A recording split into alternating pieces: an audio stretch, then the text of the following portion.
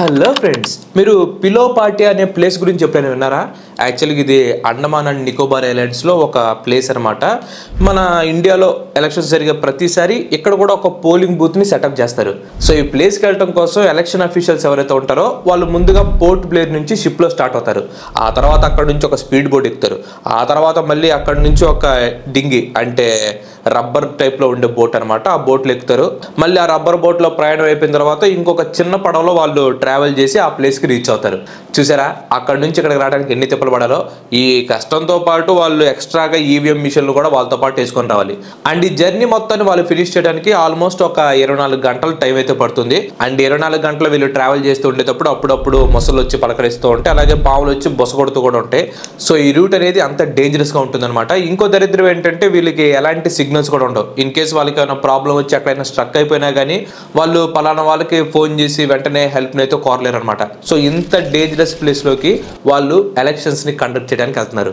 And ఆ EVM మిషన్లు ఇవన్నీ పాడవకుండా ఉండడం కోసం కొన్ని వాటర్ ప్రూఫ్ బాక్సెస్ని కూడా వాళ్ళు తీసుకుని వెళ్తారనమాట. సో మొత్తానికి వాళ్ళందరూ కలిసి అలా అంత డేంజరస్ జర్నీ చేసి ఆ పిలో పార్టీ అనే ప్లేస్లో పోలింగ్ బూత్ని ఏర్పాటు చేస్తారు. ఎంత కష్టపడి మొసల్ని పాముల్ని దాటుకొని ఇంత దాకా వచ్చారంటే ఖచ్చితంగా ఇక్కడ 1 లక్ష నుంచి 2 లక్షల ఓట్ల వరకు ఉంటాయని చెప్పి మీలో చాలా మంది అనుకోవచ్చు. కానీ అది రాంగ్. అక్కడ ఉండేది కేవలం 9 అంటే 9 ఓట్లు మాత్రమే. ఎస్, మీరు ఎందుకు కరెక్టే. కేవలం 9 అంటే 9 ఓట్ల కోసం వాళ్ళంతా ఖర్చు పెట్టి అంత డేంజరస్ ప్లేస్కి వెళ్ళి మరి ఓట్లు అయితే తీసుకోవడం జరుగుతుంది.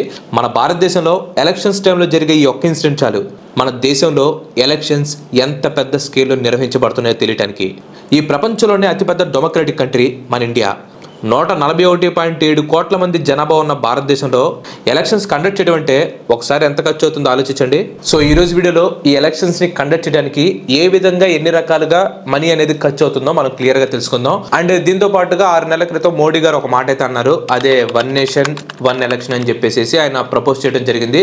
సో దాని వెనకాల ఉన్న కాంట్రవర్సీ ఏంటి, బీజేపీకి దానివల్ల వచ్చే లాభం ఏంటి, ఇవన్నీ కూడా ఈ రోజు వీడియోలో మనం తెలుసుకుందాం. Let's get it to the show. మార్చి 24 బుధవారం ఒక ఇంటర్వ్యూలో మన ఫైనాన్స్ మినిస్టర్ అయిన నిర్మలా సీతారామన్ గారు ఒక విషయం చెప్పారు. బీజేపీ పార్టీ తన పదవిని పోగొట్టడానికి వచ్చే ఎన్నికల్లో పోటీ చేయమని చెప్పి లోక్సభ టికెట్ ని ఆమెకు ఆఫర్ చేశారంట. కానీ నిర్మలా సీతారామన్ గారు ఆ ఆఫర్ ని రిజెక్ట్ చేశారంట. ఈవిడ ఆ ఆఫర్ ని రిజెక్ట్ చేయడానికి కారణం ఏంటని చెప్పి ఆమెను అడిగినప్పుడు తన దగ్గర ఎన్నికల్లో పోటీ చేయడానికి కావాల్సిన డబ్బు ఆమె దగ్గర లేదని చెప్పి ఆమె ఆన్సర్ ఇచ్చింది. ఈ మాట విన్న తర్వాత ఒక్కసారిగా ఇండియా మొత్తం షాక్ అయిపోయింది. సంపదకే దేవతగా కొలిచే లక్ష్మీదేవి దగ్గర డబ్బులు లేవంటే షాక్ ఒక ఏమవుతారు చెప్పండి. నిర్మలా సీతారామన్ గారు మన ఇండియాకి ఫైనాన్స్ మినిస్టర్. దేశం యొక్క ఆర్థిక సంపదని అటు ప్రజలకి ఇటు గవర్నమెంట్ కి స్టేబుల్ గా మెయింటైన్ చేయాల్సిన బాధ్యత మొత్తం ఏమిదే. మరి అలాంటి ఫైనాన్స్ మినిస్టర్ దగ్గర ఎలక్షన్స్ కి ఖర్చు పెట్టడానికి డబ్బులు ఎందుకు లేవని చెప్పి ఆమెను అడిగితే ఆమె ఇచ్చిన ఆన్సర్ అంటే తెలుసా? తన శాలరీ, తన సంపాదన, సేవింగ్స్ అన్ని ఆమెకే చెందుతాయి, కానీ ఎలక్షన్స్ కి ఖర్చు పెట్టే అంత సంపాదన ఆమె దగ్గర లేదని చెప్పి ఆమె ఆన్సర్ ఇచ్చింది. Money power, my budget, my salary, my earning, my saving is mine, not the consolidated fund of India. ఈ స్టేట్మెంట్ విన్న తర్వాత మీరు చాలా మంది అనుకోవచ్చు, ఏంటి ఎలక్షన్స్ లో క్యాండిడేట్ గా నిలబడాలంటే మనం ఎంత ఖర్చు పెట్టాలని చెప్పని. నిజమే, మరి మీరు అనుకున్నట్టు ఎలక్షన్స్ అంటే ఏదో ఓటు గుద్దేసేసి ఏళ్ళకి ఆ ఇంకు ఉంటుంది కదా, ఇంకు పూసుకొని ఇట్లా సెల్ఫీ తీసుకోవటం అయితే కాదు. అంత ఈజీగా అయితే ఉండదు. ప్రజలందరూ వచ్చి ఓటు వేయడానికి వాళ్ళకి కావాల్సిన పోలింగ్ బూతులు అలాగే సదుపాయాలని వాళ్ళు సెటప్ చేయాలి. ఈవీఎం మిషన్స్ ని కొనాలి.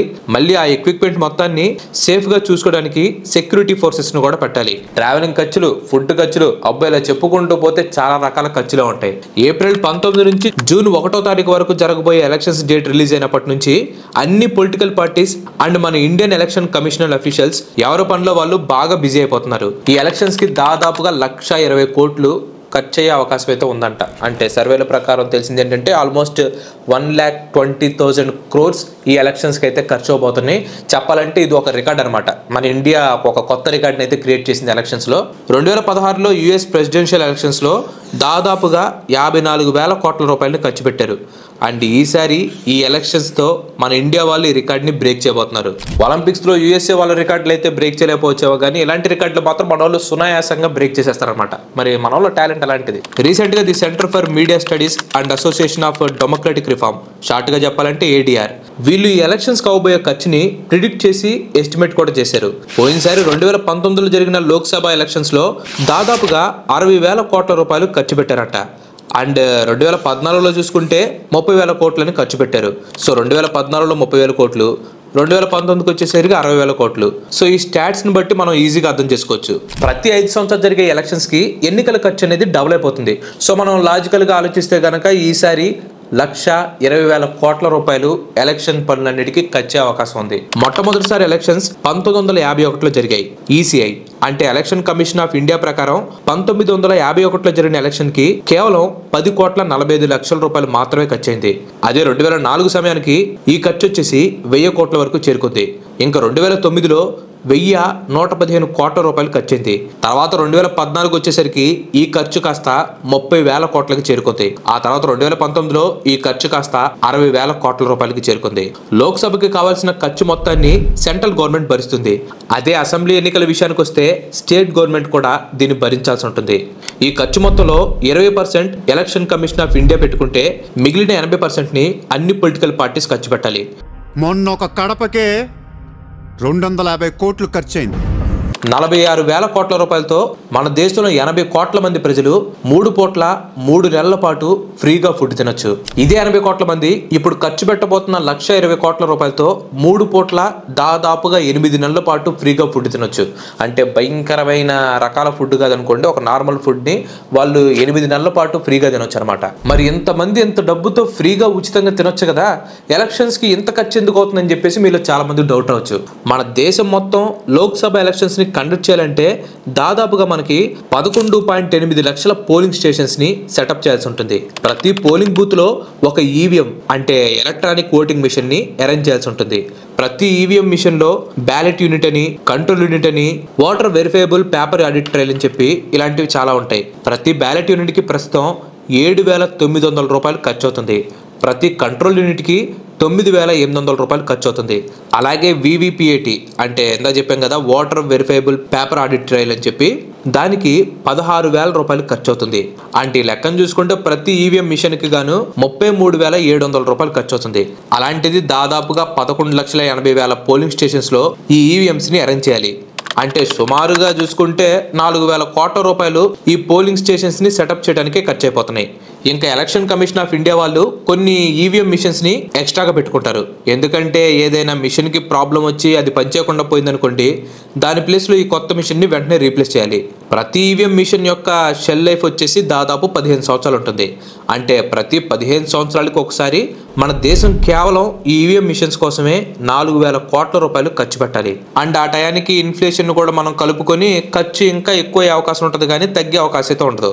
ఈ ఈవీఎం మిషన్స్ ని ఆర్గనైజ్ చేయడానికి కొంతమంది ఎలక్షన్ అఫీషియల్స్ ని సెలెక్ట్ చేస్తారు. సో వాళ్ళ ట్రావెలింగ్ ని, ఫుడ్ ఖర్చులు కూడా ఈ ఎలక్షన్ కమిషన్ వాళ్ళే చూసుకోవాలి. మళ్ళీ ఎలక్షన్ అఫీషియల్స్ ఉంటారు చూడండి, వీళ్ళకి సెక్యూరిటీ ఫోర్సెస్ ను కూడా వీళ్ళు అపాయింట్ చేయాల్సి ఉంటుంది. సో అలా అపాయింట్ చేసిన వాళ్ళకి కూడా ట్రావెలింగ్ అలాగే ఫుడ్ ఖర్చుల్ని వీళ్ళు చూసుకోవాల్సి ఉంటుంది.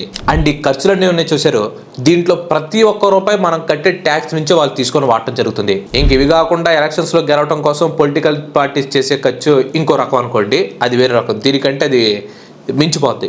ఏడీఆర్ రిలీజ్ చేసిన రిపోర్ట్ ప్రకారం 2014లో జరిగిన ఎలక్షన్స్ లో అన్ని పొలిటికల్ పార్టీస్ కలిపి 6,465 కోట్ల రూపాయలు ఫండ్స్ తీసుకున్నాయంట.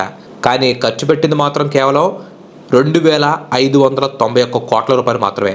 2019 ఎలక్షన్స్ లో 7 నేషనల్ పార్టీస్ కలిసి 5,554 కోట్ల రూపాయలని కలెక్ట్ చేశారు. ఇందులో బీజేపీ పార్టీ ఒకటే 4,057 కోట్ల రూపాయలని ఖర్చు పెట్టింది. కాంగ్రెస్ 1,167 కోట్ల రూపాయలని ఖర్చు పెట్టింది. ఈసారి జరగబోయే ఎలక్షన్స్ లో ఎలక్షన్ కమిషన్ ఆఫ్ ఇండియా ఒక్కొక్క క్యాండిడేట్ కి 95 లక్షల రూపాయలు మాత్రమే ఖర్చు పెట్టాలని చెప్పి ఒక కొత్త రూల్ అయితే తీసుకొని వచ్చింది. బట్ పొలిటికల్ పార్టీస్ మాత్రం లెక్క ఎక్కువైనా పర్లేదు, తక్కువ కాకుండా చూసుకొని చెప్పి విచ్చలవిడిగా ఖర్చు పెట్టుకోవచ్చు. మన దేశంలో అంటే మన ఇండియాలో ఎక్కడ ఏ ప్రాంతంలో చూసుకున్నా కానీ టీవీలో ఒక లిప్ లాక్ సీన్ కానీ ఏదైనా రొమాన్స్ సీన్ కానీ వచ్చిందనుకోండి, వెంటనే ఛానల్ మార్చేస్తారు. కానీ దేశ జనాభా మాత్రం 141.7 కోట్ల మంది ఉన్నారు. అదే మ్యాజిక్. రాత్రిపూట ఎటు చూసినా కానీ నక్షత్రాలు కనిపిస్తున్నట్లు ప్రతి స్టేట్ లో ఎక్కడ చూసినా కానీ కుప్పలు తెప్పలుగా జనాలు ఉంటున్నారు. ఇంత హైలీ పాపులేటెడ్ కంట్రీలో ప్రతి ఒక్కరికి ఓటు వేసే అధికారం ఉంది. అది పేదవాడైనా గొప్పవాడైనా ఎవరికైనా సరే ఓటు వేసే అధికారం అయితే ఉంది. సో ఎంతమందితో ఓటు వేయించేలాగా ఎలక్షన్స్ ని కండక్ట్ చేయాలంటే అది మామూలు టాస్క్ కాదు. సో ఈ విషయం గురించి తెలుసుకునే ముందు ఇంతవరకు ఈ వీడియో చూసారంటే ఈ వీడియో మీకు నచ్చిందని అనుకుంటున్నాను. మీకు కనుక నచ్చినట్లయితే ఖచ్చితంగా ఈ వీడియో లైక్ చేయండి. అండ్ అలాగే మీరు మన ఛానల్ ఇంతవరకు కనుక సబ్స్క్రైబ్ అయినట్లయితే మన ఛానల్ తప్పకుండా సబ్స్క్రైబ్ అయ్యి పక్కన ఉన్న గంటని ఆల్ ఆప్షన్లు పెట్టుకోండి. ఆల్రెడీ లైక్ చేసి షేర్ చేసి సబ్స్క్రైబ్ చేసిన వారికి చాలా చాలా థ్యాంక్స్. నార్మల్గా ఆలోచిస్తే మన దేశంలో ఎలక్షన్స్ కండక్ట్ చేయడం అనేది చాలా అంటే చాలా కష్టం. పైగా ఈ ప్రాసెస్ని స్పీడ్గా కండక్ట్ చేయాలంటే అదంత ఈజీ పని అయితే కాదు. బేసిక్ ఎలక్షన్స్ ఖచ్చితంగానే అందరూ గుర్తొచ్చేది ఏంటి, పొలిటికల్ పార్టీస్ అన్ని కలిసి ఓటుకి 2,000 ఇవ్వటం 3,000 ఇవ్వటం, లేదంటే కొంతమంది యూత్ని తీసుకొని ర్యాలీ చేయటం, జేజేలు కొట్టడం, వాళ్ళకి ర్యాలీ చేసిన తర్వాత ఒక 10 పరక ఇవ్వటం, లేదంటే మందు బాటిల్ పంచడం, ఇలాంటివన్నీ పొలిటికల్ ఖర్చులు అని చెప్పేసి అనుకుంటూ ఉంటారు. బట్ ఈ ఖర్చు ఆ ఖర్చు అయితే ఒకటి కాదు. బేసిక్గా ఇప్పుడు ఎలక్షన్స్కి ఖర్చు పెట్టే 1,20,000 కోట్ల రూపాయలు ఏవైతే ఉన్నాయో ఇవంతా కూడా మన డబ్బే, అంటే ప్రజాధనం అనమాట. మనం కట్టే ట్యాక్స్లు ఏవైతే ఉంటాయో వాటి నుంచే ఈ డబ్బునైతే వాళ్ళు తీసుకోవడం జరుగుతుంది. సో ఆ ట్యాక్సెస్ని మన ద్వారా కట్టించుకొని మన మీదే వాళ్ళు ఖర్చు పెడుతున్నారు. కాకపోతే ఇక్కడ ప్రాబ్లం ఏంటంటే మన డబ్బు ఎంత ఖర్చు పెడుతున్నారు, ఎలా ఖర్చు పెడుతున్నారు అనే లెక్కలో ట్రాన్స్పరెంట్గా ఉండాలి. కానీ ఇక్కడ అవకాశం ఉండదు. ఎందుకంటే ప్రతిసారి ఎలక్షన్స్కి అయ్యే ఖర్చు డబల్ అవడానికి వెనకున్న మెయిన్ కారణం లంచం.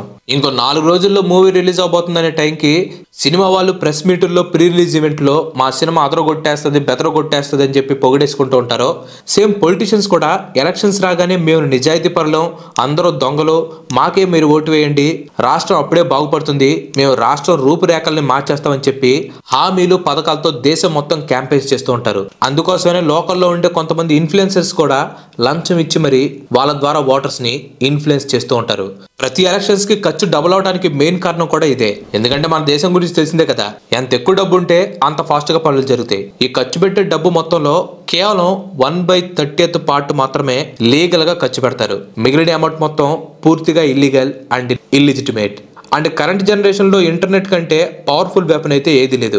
యూట్యూబ్, ఇన్స్టాగ్రామ్, ఫేస్బుక్ ఇవి చాలా పాపులర్ కాబట్టి డిజిటల్ ఇన్ఫ్లుయెన్సర్స్కి డబ్బులు ఇచ్చి మరీ పార్టీ వాళ్ళు ప్రమోషన్స్ చేయించుకుంటారు. అండ్ ఇంకా ఆఫ్లైన్ విషయానికి వస్తే ర్యాలీలు చేయటం, ఊరేగింపులు చేయటం, వీటి కోసం అని చెప్పేసి వెహికల్స్, స్పీకర్స్, చైర్లు, టేబుల్లు, పోస్టర్లు, బ్యానర్లు, ఇంకా చెప్పుకుంటూ పోతే అనేక రకాల వాటి కోసం ఎక్కువ డబ్బు అనేది ఖర్చు పెట్టాల్సి వస్తుంది. అండ్ అఫ్ కోర్స్ మన దేశంలో జనాభా ఎక్కువ కాబట్టి లీడర్స్ లైక్ మంచి పెద్ద పెద్ద లీడర్స్ లైక్ జగన్మోహన్ రెడ్డి గారు, చంద్రబాబు నాయుడు గారు, పవన్ కళ్యాణ్ గారు వీళ్ళు వచ్చినప్పుడు జనాలు అయితే బాగా ఎక్కువగా వస్తారు.